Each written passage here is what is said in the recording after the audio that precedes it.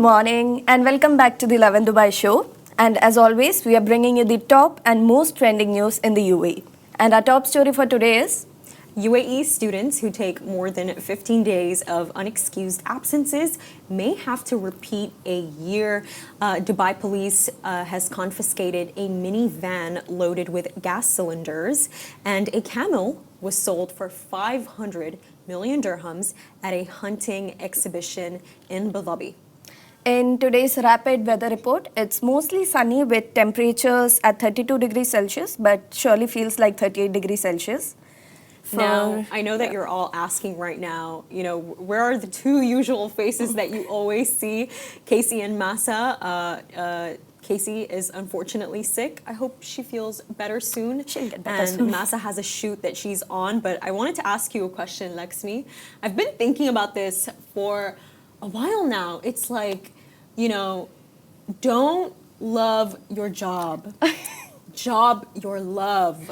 Have you seen that clip? No, not really. But yeah, you were discussing it earlier and I was like, what?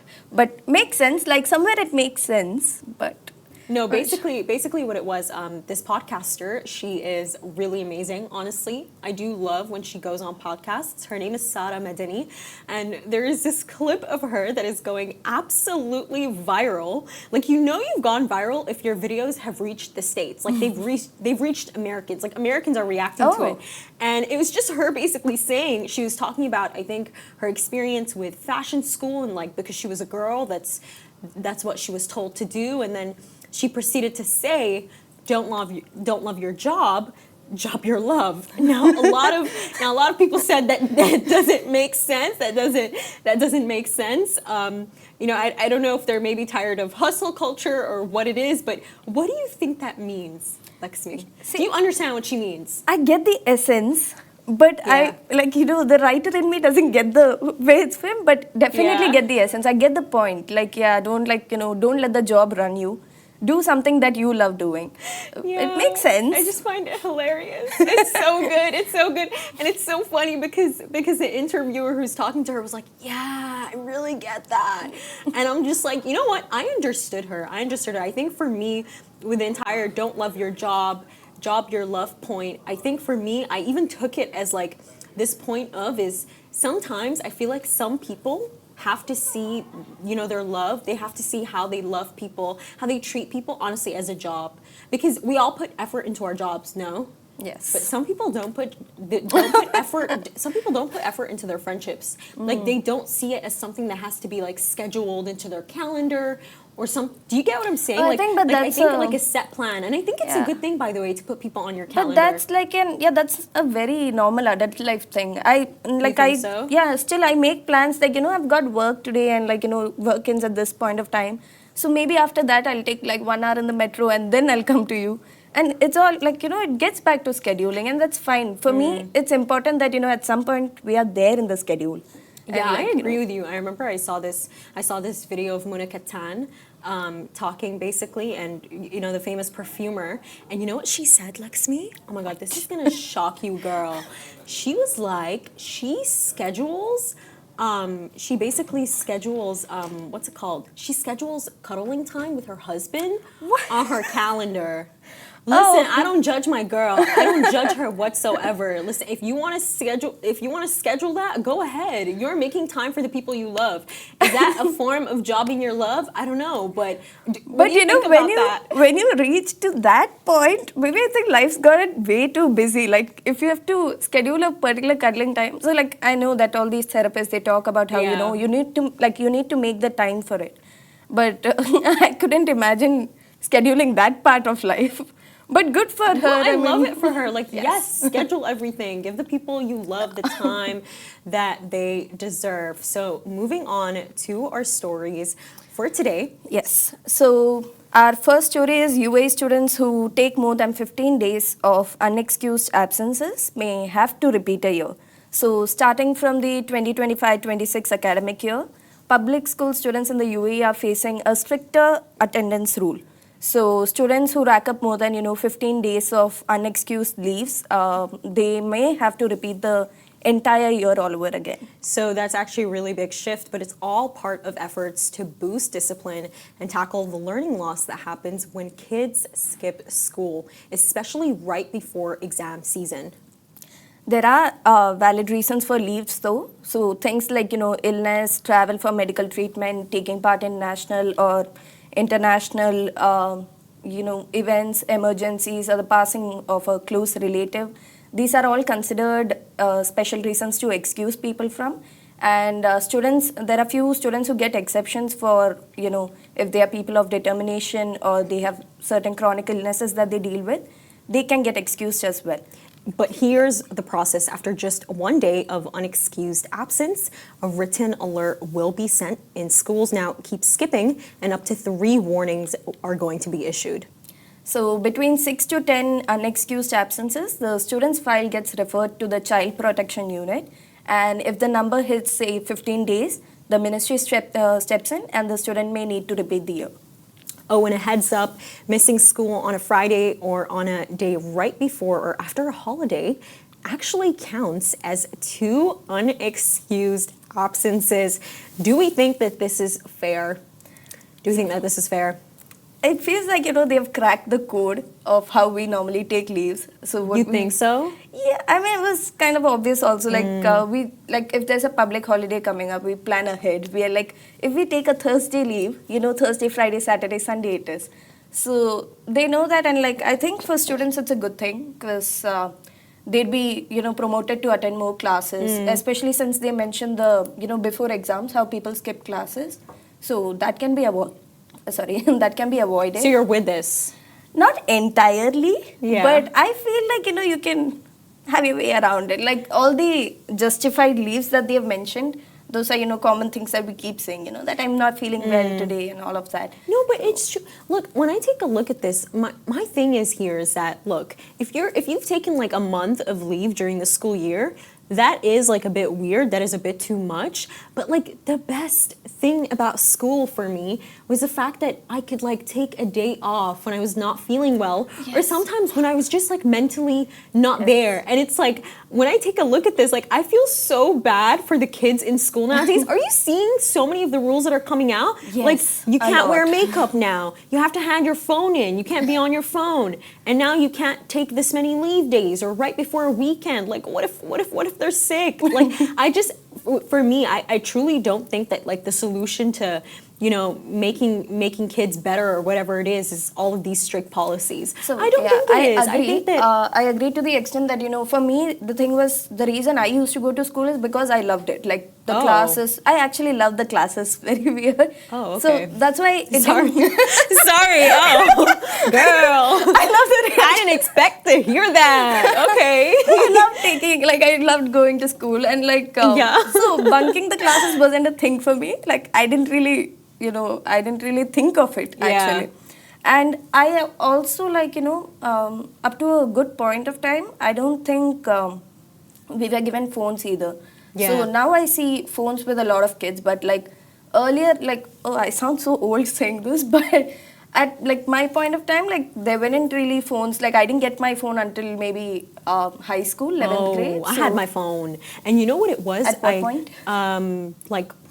Literally 3 years ago. Yeah, I had my phone. I had my phone in high school. And it's did you see that post about how there was this one school that basically banned phones? You have to hand your phone in. It was Emirates International School, Jumeirah, I believe. That's the school I went to. Oh. And I just want to say, having my phone really benefited me, Lakshmi. Are you kidding me? Some teachers erased the board way too quickly for me to catch up. So I would take photos of everything. And some teachers did this thing where it's guys, here's a hint of what's going to be in the exams. Take a photo. I'm gonna close this really quickly now, and I would take a photo. So, and it's not just that. I think I understand that if you have an emergency now, you can just go to the office and be like, hey, I want to call my parents. But what if there is the kind of teacher that will look at you and be like, listen, you're fine. Go back to class. I'm not giving you the phone. Do you know what I mean? I feel like having phones nowadays, I don't feel like it's become a debate of are you going to progress or regress, but rather it's your right. Having your phone is literally a right nowadays. You need it to completely operate everything. But, just on this topic of rights and what's going on right now, so Dubai police have just confiscated a minivan loaded with gas cylinders during a routine patrol in Quoz. So turns out the minibus had been dangerously modified to carry all those gas cylinders. The vehicle's now confiscated and the driver is facing legal actions. So transporting gas cylinders in unlicensed vehicles without proper signage isn't just illegal, it's seriously risky. One leak or an accident could trigger a fire or explosion, endangering lives. So the Brigadier Juma bin Suwedan, acting director of the General Department of Traffic, is urging residents to step into as well. So if you spot anything suspicious, you can report it through the We Are All Police service or through the Dubai Police Smart app. This is so scary, honestly. It turns out this is I think they confiscated 17 or 70 more such minivans. Oh, wow. It's been happening a lot apparently, and this one case is all it took. That doesn't make me feel better. So it's happening a lot. I think it's concerning because even when I'm on the road, Lakshmi, I always see those those cars that basically have the signage and that there's gas or oil or whatever in there, and whenever my family is driving right beside them, I get scared, by the way. Oh, yes. I look at them, I'm like, guys, one hit, we're all gone. We're all gone. I'm sorry. But it's so to see something like this is just seriously concerning. I think that I don't know what these people are up to. I don't know what kind of trade that they're up to, but I think that when you do any kind of thing, you need to be aware of the community. You need to be aware of your surroundings, the people around you. You can't be selfish like this. And I think the fact that we have the Dubai police to hold them accountable and to find things like this, it makes me feel so safe. It's amazing because even I was surprised. So when this news broke out, immediately they got on field and they started tracking down if there's any such cases. And they have invited people also. They're even if you find something, just let us know and we'll sort it out. So I love that approach because they are very much hands-on onto this. So that's very relieving to know. This but gives me very much Final Destination vibes. Yes! Did you watch the recent film? The fifth one? Yes. Yes. Girl, that was scary. At this point, I'm just okay, now what next? It was too much. It gives me the creeps. On the roads also now, I see a truck with the the logs and everything. I'm okay, shift the lane. I regret, by the way, ever giving into Final Destination. I've been watching the entire series since I was a kid. And I'm not joking, girl. I regret watching it because it made me think about so many things. For example, if I'm throwing a pillow at someone, you know how pillows sometimes have zippers? Yes. Or is it going to zip into their eyes? I think of these things. That's why I don't go around doing behavior like this. I mean it. Even if I drop something on the ground, it could be something really tiny and I don't have time to pick it up or whatever, I will pick it up. Whatever that item is, whether it's a tiny pin or a tiny this, I'm so paranoid because of those films. I think it's given crazy. PTSD for one entire group of generation, and they've made sure to reach out to every generation. First part, second part, third part. It's crazy. It is crazy. But even actual crazier things are happening right now. So basically, a camel has been sold for 500 million dirhams. Wow. It's crazy, right? Yes. So the camel was just sold for, my God, that's a lot even to think about. So AED500 million. The camel was sold at the Abu Dhabi International Hunting and Equestrian Exhibition. Now, these weren't just any camels, though. They were young male and female camels from top racing bloodlines. Their value depends heavily on their track record of their parents. Case in point, the star of the night was a female camel calf, sired by a Shamik father and a Samha al-Sagira mother, which sold for AED 50 million, according to Khalij Times. Now, this is so crazy. 500,000 dirhams for a baby camel. Yes. That is so hard for me, I think, to even deep. But even much more than that, I think that Camels are such beautiful animals. They really are such beautiful they really are such beautiful animals, and you know, I don't just say this from a point of an animal lover. I also say this from a religious point, from Quran point. Essentially, in the Quran, Laxmi, they mention camels, and you know, I'm not sure if I'm saying this completely correct, but in translation, it was like, and did you not see how the camel was created? You know, I found out that a camel can drink 100 liters of water under 10 minutes. Oh. Do you know how crazy that is? But they need to store it for survival. 100 liters of water, and apparently their cells are really different. They're not round. They're specifically cone-like. Wow, they you have really went deep. No, seriously, I really went deep into it because I was so intrigued. I'm like, why is this being sold for such an expensive price? And I think the fact that they can live in the desert. Like, have you seen Damak Hills 2? Have you heard of that community area? Yes, yes. So basically, D2 is quite literally in Al-Qudra. That's the desert. And I always see camels there, by the way. And do you know how hot it is? It's like, what, 48 to, I don't know, 52 degrees there? So to see those camels walking by every single day, it's like, what? How are you able to do this? But they're so scary to ride. They're so scary to ride. I can't stand it. I really can't. My fear of heights just simply does not allow me. It's not just the height. So like when they I don't know, when they race up, it's like, you know, you're thrown ahead and immediately you're like, is this a good idea? Yeah. Well, it's fun also. It's actually fun. I mean, off-road. It is completely fun. So we're just going for a short break right now. We have a really special interview coming up, so make sure to tune in. Thank you.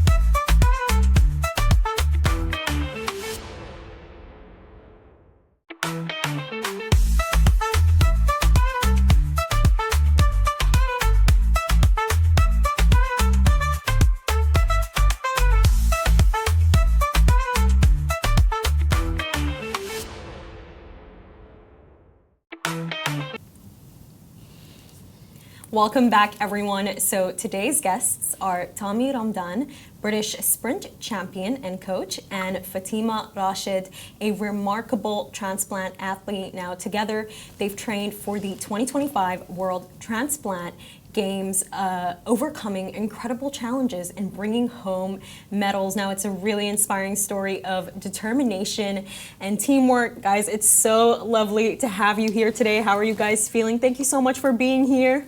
Thank you. It's amazing to be here. Thank you for having us.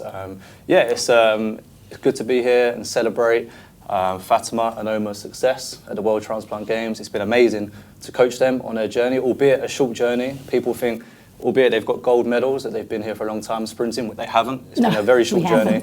They've only been training for 3 months, 3 to 4 months, and they've come out with 2 gold medals, which has been amazing. Now, just to get started, I want to ask, how did you two first start working together? It was through Omar, wasn't it? Actually, Omar hunted you down, to be more precise. He did. And I was like, Omar, you take the pick and I'll just tag along. I just needed someone to train with in the Dubai summer, you know. Yeah. And and I think it's been the best torturous session because I can definitely say without Tommy's assistance and detailed guidance, we wouldn't be able to bring home the shines. Lovely to see the shine, by the way. I'm sure everyone else would also love to see it. Oh, okay. Guys, these are her medals right here. Get that right. That's a. What an absolute flex. You should be so proud of yourself. Thank you. I am proud. It has actually been an honor to be able to walk this journey, having been to the World Transplant Games for the very first time, representing UAE, and being able to showcase to other patients who are waiting for a transplant and for other people who have just received a transplant that you don't just have to exist. You can definitely persevere and be the best version of yourself. I believe that was your inspiration to take part in the games as well. Oh, absolutely. I had my surgery and I had my eyes on the World Transplant Games right away, but I do have a previous history of training and doing CrossFit. So Oh, yeah, okay. it's something I'm passionate about. But just moving to the next question. So this was the UAE's first ever participation in the World Transplant Games. You know, how did it feel not to only just represent the country, but really set the bar so high? Yeah, look, it's a brand new thing for the UAE. It's been going on for a while, the World Transplant Games, but it's amazing, albeit it's a small team, but hopefully we've got that awareness out there.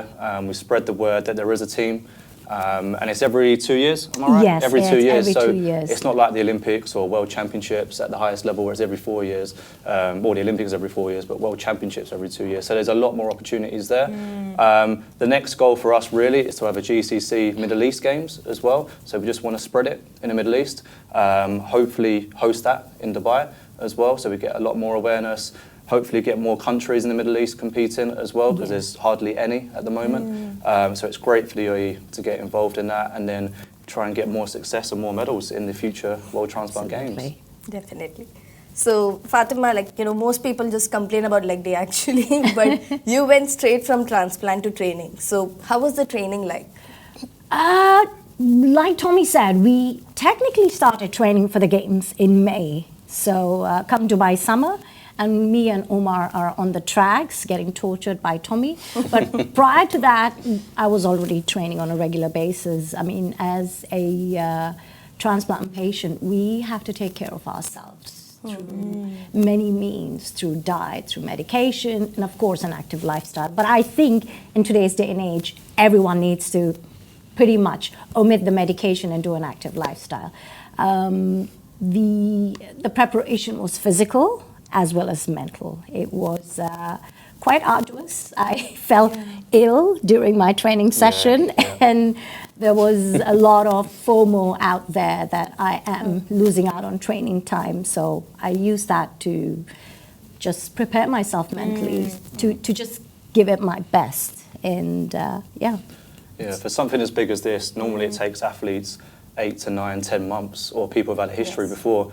But for Omar and Fatima, they've not had much time at all. So I've really had to change the program in 3 to 4 months. Okay, how can we get the best out of them in 3 to 4 months? Because it takes a lot longer than that to train and get the success and get the results and see improvements. Absolutely, yeah. So we've really had to cram things in the program. But they've both just got on with it. And again, it's not all about the training. There's recovery, there's nutrition, and there's sleep and everything else that comes with it. So they've been really on top of that. And again, Fatima was ill for a little bit of that. So that was probably about a month we lost from that. So it really, felt it's long. it's about 2.5, 3 months.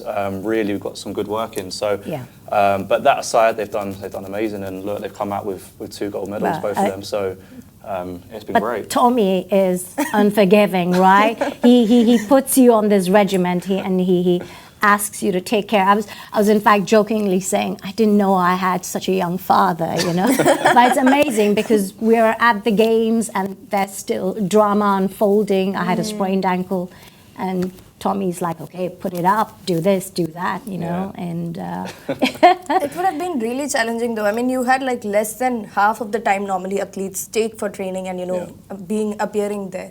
But I think something I want to ask for, there's something that you said that really stood out to me, by the way, how like you recommend that a lot of people omit the medication and stay fit. What do you mean by that? Can you go into that? well, I guess if you allow your body to move the way it was meant to move, you typically do not fall sick, you know, and all kinds of predispositions that you tend to have, you can change them. And everyone says, yeah, my parents have it and therefore I have it. That's not necessarily true. You can change your capacity to be a healthier person just through movement. And basically that's what I'm suggesting, that people should exercise or move or pick up something they love, which is other than reading a book. You know? Wow, I think that's so true, and it's so important to change that narrative. I feel like a lot of us got into this like headset of like, you know, working out is making you more tired or something, because some people still have that mindset. Like whenever I go on a run, my mom is like, you're gonna get sick, come back into the house, and I'm like, Mom, I need to work out to stay fit. But just speaking of like more of those challenges that you guys went through together in the summer, was there anything else that you guys had to overcome together? Apart from the hard sessions, dragging these two off the floor in between the reps, that was hard enough. So, my background with what I've achieved and as a coach now, I know what it's like at that top level. So I'm just trying to teach them both, this is the way of training and how things are done. Sometimes they're like, no, that's too much. I'm like, no, we need to get the reps in, we need to get the sessions in, and they're on the floor, pretty much just, they're like, please, no, we're done. I'm like, no, come on, we've got one more rep. But in terms of overcoming things, it was just them getting on the start line, I think. It's a brand new experience for them both. So them just being, I didn't want them to just go there and just take it all in. I wanted them to go there and compete. I didn't want them to go there and just fill a lane, for example. And so I wanted them to go there, compete, and get something out of it. And the first aim was just to get to the final. You've got the heats. So they got to the final. Once we got there, that was the first tick done. Second job was, okay, just execute your run. Forget about the medals. Forget about the time. Just do what we've done in training, and you'll get the medals. And that's exactly what happened. So. And that's exactly what we did. Yeah. We just focused on our own performance. Not get carried away by all the amazing athletes that stand shoulder to shoulder at the start line. You just have to forget about them, and you just have to think about yourself. I'm so curious, by the way, how long were these sessions that you guys had to do? So we train 3 times a week on the track, sometimes 4, but 3 times a week. But they would take about 2 hours, sometimes 2.5 hours, the sessions, because there's a lot of drills that we go through. A lot of people think with the sprints, just like most sports, but in the 100 meters specifically, you're running 0 to 100 in a straight line, but there's much more to it than that. It's very, very technical. To get that time down, it's so technical, and there's a lot that goes into it, and they've both found that out. They're both new to the sport in terms of the drills. I wish I could show you a video of these two doing drills. We have to see it. I'd have to send it in, but the first week, I'm sure they were looking back and thinking, that was why was I doing that? Why was I moving that way? So, and that's what I like about sprinting. It doesn't just apply to the 100 meters. Footballers need speed, rugby players need speed. So a lot of athletes need it. But they very soon found out that it's very technical, the event, in terms of coming out the blocks, the in-flight running and things like that. So there's a lot to break down in the 100 meters. And the 200's another event that you have to really break down. So, it's been good to see their progress. I'd just say thanks to you, we really can deconstruct a race, and we can self-evaluate as well where we really went wrong or where there is scope for improvement. And I didn't have any of that knowledge, clearly, before we came to the tracks. Yeah, I was constantly sending them like a spreadsheet or a PowerPoint, screenshotting pictures of them and saying this is how you should move, comparing it to like elite athletes or anyone else, and just so they can see it visually as well. It's one thing me saying it, but for them to actually see it, they were like, okay, that's what I need to do. And then they got to feel it in training as well. So you can see it, and then you've got to feel it and actually do it. And there's one thing doing it, they were doing it in training, showing glimpses, but it's about doing it consistently. That's where you want to do it, because they can get to a race and then run exactly how they did in day 1, week 1. But we're like 3 months down the line now, so you ideally want to see those improvements in the training filter through to the races as well. It's been amazing. We trained at Universal American School as well, which has been amazing to have the facility there. That's where I currently work as well, so it's been amazing to use that facility, get the hard work in, so it's been great. That's great. Just to get like a very rough idea, the question just popped up in my head. So do we know the the timings that the timeout that you used to do earlier, like initially when you started and you made the run, at what point did you time out, and then now how fast are you running? Do we have an idea on those? Yeah, I mean... you can chime in on that, Tommy. Yeah, it's definitely a big comparison in time. We've seen loads of improvements, right? Not just from a time perspective, but the way they're moving. Time-wise, they've probably knocked off a few seconds, definitely, from when they first started. Again, because they were new to the sport, I didn't want them running 100%. I wanted to see how they moved first, what they look like, what they already know.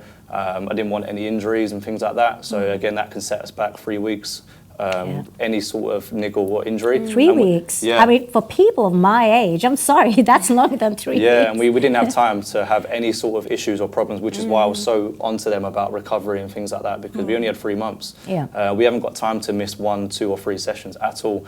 But yeah, no, the improvements was massive from week 1 all the way up to when they raced, and they both ran a personal best at the competition, and that's what we want. We want them to run at their best, firstly, and get the medals. So, and that's both jobs done. And just like to get into those topics of those medals, how did you feel, Fatima, standing on that podium with your medals? Like, what was going through your mind? It was a very surreal experience. Yeah. I won UAE's first gold medal, and I was standing there not knowing how to feel about it, because there was so much adrenaline running through you, you know, and you're just trying to cope with your environment at that point in time. And I happened to have the final 100 meters that very evening. So my mind was so distracted. I was like, okay, I've done one thing. Now I have to go for the next thing, and I need to give it my best, and I need to put my foot up, and I need to rest. So there were a myriad of things going on, because it's not over till you've finished off all your events, and then you can actually start enjoying the fruits of your labor.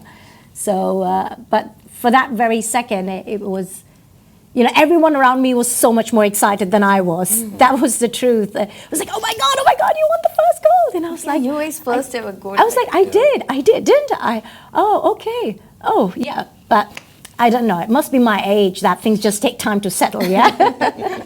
So, like, I remember how you mentioned your training was, you know, both physical, mental. It was very tiring also, I'm sure. Was there a time when you had like a really bad mental block that you had to, you know, smash through and, you know, move past? Okay, so just before I boarded the plane, I suffered an ankle sprain. And when I landed in Dresden, we did a sprint session, and I realized that this one's gotten worse. The pain really starts showing up when I start sprinting. I had that band-aided by the doctors over there, and he said, you got to ice it and keep it elevated. I think at that point I was really exhausted with all this drama that was happening. It was just like, you know, I could have done without the ankle sprain, honestly. And that's when I started realizing that I have to be confident in this body. That's it. This is what I've got to work with. I have no other alternative. And I cannot will this away. And that was a bit of hard work, but I didn't feel like I had a breakdown. I just had to work harder. That's about it. So, yeah. And, you know, like, just to go more into the training aspect of it, Tommy, like, how did you specifically tailor Fatima's training to fit her transplant and still get her sprint ready? Like, was there more technical stuff that went into that specifically had to do with her? Yeah, there's, especially with both of them as well, with Omar and Fatima that I was training, albeit they're very similar with their transplants, they are individual people. So I had to figure out them as a person first, which is why some of the sessions, the first session we did actually was a very tough session, but the reason I did that is because I wanted to see where they're at, fitness levels, what they could take, and we did have to change the sessions slightly for both of them for various different reasons or issues or anything that was going on. But there wasn't too much that I had to change. For them, it was more, okay, I know they've been training already. They've both done some sort of fitness work and things like that. That's great. It was more the technical work that we had to figure out, and they're both very different in the way they move. Oh, yeah. So I just had to make sure that I looked at them and we focused a bit more on the technical side because, again, they've done running before. They know how to run, but let's work on how they move first. So that was the priority, I think, in terms of the training. Once we got that and we were getting consistent at doing the right things, then we could move on to the load of the training, which is a bit more of the running and things like that, because when you're tired, okay, that's when you start getting into your bad habits. And it's more about consistently doing the right things when you're tired. That's when you see the improvements. And then when it comes to racing, naturally, you just got it. That's where you want to be. So it was, that first session was a wake-up call, I think, for both of them. I think they both questioned, should we be doing Life's choices, that's what we were doing so, then. I like to call it like a little torture session just to see what they've got, and it shows me that what we need to work on His name is not Tommy, it's Torture It's Tommy. Torture Tommy, yeah. That's what a lot of people call me. So, like I said, I've had worse names in the past, so I'll take that one. So, no, but it's been amazing to see their journey. It's been great. So, and it's even more. It's the first time I've seen the medals, actually. So, they've not long both come back. I think after the games, they both had a little mini holiday, a little break. So, it's the first time I've seen Fatima since the games. So they've both been resting, and yeah, it's nice to actually see the medals. So it's great. So both of you guys, you've been through a really long, like fulfilling journey. So I would like to ask you, what's one lesson that each one of you have, like, you know, taken from each other that has changed the way you see life? Oh.